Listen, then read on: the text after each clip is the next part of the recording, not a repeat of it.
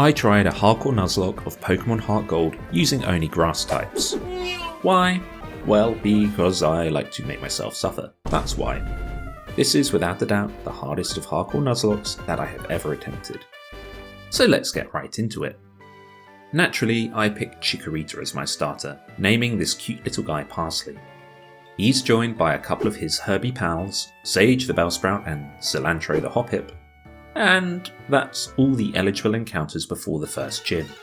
While you watch this footage of my team slowly whittle away at Faulkner's Pidgey with poison powder, let's talk about why this monolocke is so damn difficult. Firstly, grass types just aren't very good offensively. Their learn sets are often focused on status moves, and typically this leads to grass types providing support to teams of more offensively minded Pokemon. In isolation, there's nothing wrong with having a support mon on your team, but when your entire team is comprised of support mons, well, it's like trying to make the Beatles when all you have is 4 Ringos. Or should that be 8 Ringos, as that's how many valid encounters are available prior to the Elite Four. Oh yeah, and one of those is Sunkern. Anyway, after Pidgey succumbs to poison damage, Cilantro manages to land a Stun Spore and a few Tail Whips on Faulkner's Pidgeotto, clearing the way for Parsley to come in and start wearing down Faulkner's ace. And as we see Parsley's Razor Leaf do pitiful damage against a -2 defense Pidgeotto, let us consider the major problem for grass Pokemon movesets: their lack of type diversity. Most grass types only learn grass, normal and poison type moves, which leaves them unable to hit the majority of the type chart for super effective damage. This becomes particularly problematic in Johto, where so many of the boss battles put grass types at a disadvantage. Of the Johto gym leaders, Faulkner, Bugsy, Morty, Jasmine, Price and Claire all have some form of type advantage over grass Pokemon. Then the Elite Four has its own bug/poison specialist in Koga, Will has dual flying and ice types, Karen has dual flying, poison and fire types, and finally the champion, who claims to be a Dragon Master, is really a glorified bird keeper. Hopefully I've made it abundantly clear that it absolutely sucks to be a grass type Pokemon trainer in Johto. But somehow, Faulkner still manages to suck even more than that, and Parsley can squeak past Pidgeotto thanks to a mixture of paralysis and synthesis. So that allows me to head toward Azalea Town, and I immediately clear out the rockets in Slowpoke well. But this is actually a huge error, because defeating Proton triggers the second rival fight to be active when I try to get my Ilex Forest encounter. I had always assumed it was beating Bugsy that caused the rival to appear, which, now I think about it, it's kind of cool that I'm still learning things about these games nearly 25 years after first playing Gen 2. But now I have a problem, as my rival Bland has 3 Pokemon who all resist my grass type moves.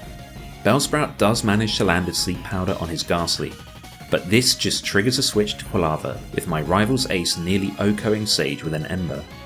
To make matters worse, Sage whiffs his Poison Powder, so I take the opportunity to switch in Cilantro on a probable Quick Attack. The priority move does some chunky damage to my Hoppip, and I opt for more Sleep Strats in return, but it doesn't matter, as Bland's Quilava creams Cilantro with a critical Ember on the next turn.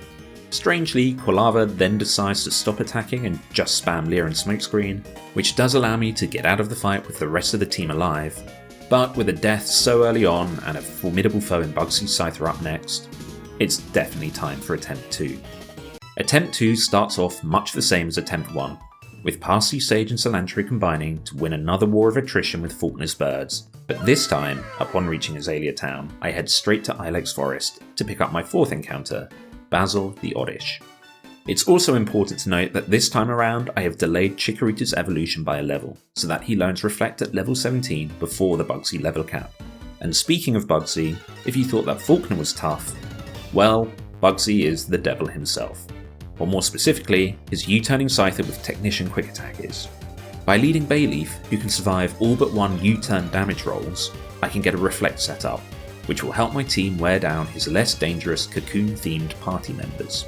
After Parsley heals up on Kakuna, I switch in Sage, who can slowly strangle her foe to death, making sure that Bugsy wastes his Super Potion on Kakuna.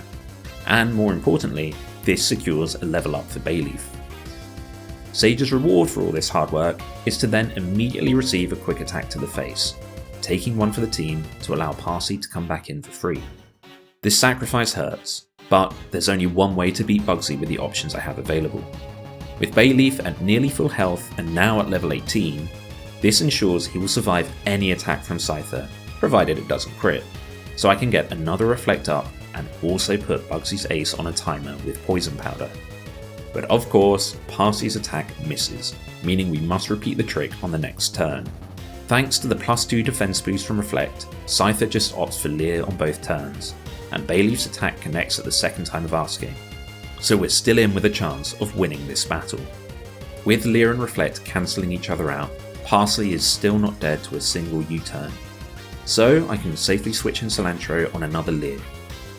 At this point I'm counting Reflect turns to try and guess when Scyther will go for her next U-turn. I switch back to Bayleaf on the turn Reflect fades, and Scyther Leers once more, meaning a U-turn is guaranteed to come next. So again, I can switch in Hoppip, who can survive a non-crit U-turn at full health, provided it doesn't crit. And that's some more valuable chip damage on Scyther achieved. Bugsy's Metapod is pretty much a freebie as it only knows Tackle, so I can heal Hoppip up and switch back to Bayleaf, who can KO the pod after setting up another Reflect on the turn before.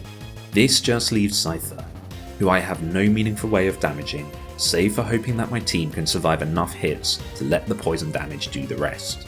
But one thing I can do while Scyther tries to counteract Reflect with more Leers is to use Hoppip's Tail Whip to lower her defense so that my physical moves do that bit more damage. Scyther's Citrus Berry procs as I get her down to -2 defense, and my team's Reflect fades away once more.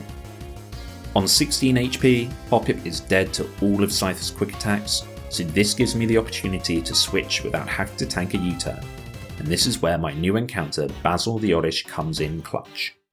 She can survive both a quick attack and then a U-turn, provided neither crit of course, and then return fire with Acid for respectable damage. This again leaves my team facing a guaranteed quick attack from Scyther, so I can switch in Bayleaf to safely take the attack, which lands a critical hit, although that is pretty academic. And now, it dawns on me. The moment that I didn't want to come has arrived. Scyther is dead to one more poison tick, but she outspeeds Bayleaf and will kill my starter with another U-turn. No one else on my team can survive the incoming attack, which means to end this battle, I have to make the choice that no trainer ever wants to make. Parsley, my starter, is partially culpable for putting me in this position. Had he not missed his first poison powder on Bugsy's Scyther, she would have gone down from poison damage on the previous turn. Our eyes meet as Bayleaf acknowledges that his impending doom is the consequence of that fateful miss. My starter bows his head, accepting he will soon be headed to the great herb garden in the sky. And I switch in Basil, who gets absolutely obliterated by Scyther's attack, and her foe finally falls to poison. Well, that was intense. Talk about a Pyrrhic victory. There are only 3 other Grass-type encounters prior to the Elite Four, so I'm not going to be able to field a full team until we get to Kanto, assuming we even make it that far. But in these circumstances, what else can we do but try? Although that will have to wait for another video. Yeah, I'm doing this in episodes because it takes me way too long to edit a complete Nuzlocke into a single video. So like and subscribe and all that crap, and that way you'll get notified when the next one drops. Otherwise, this is Redvog, saying TTFN.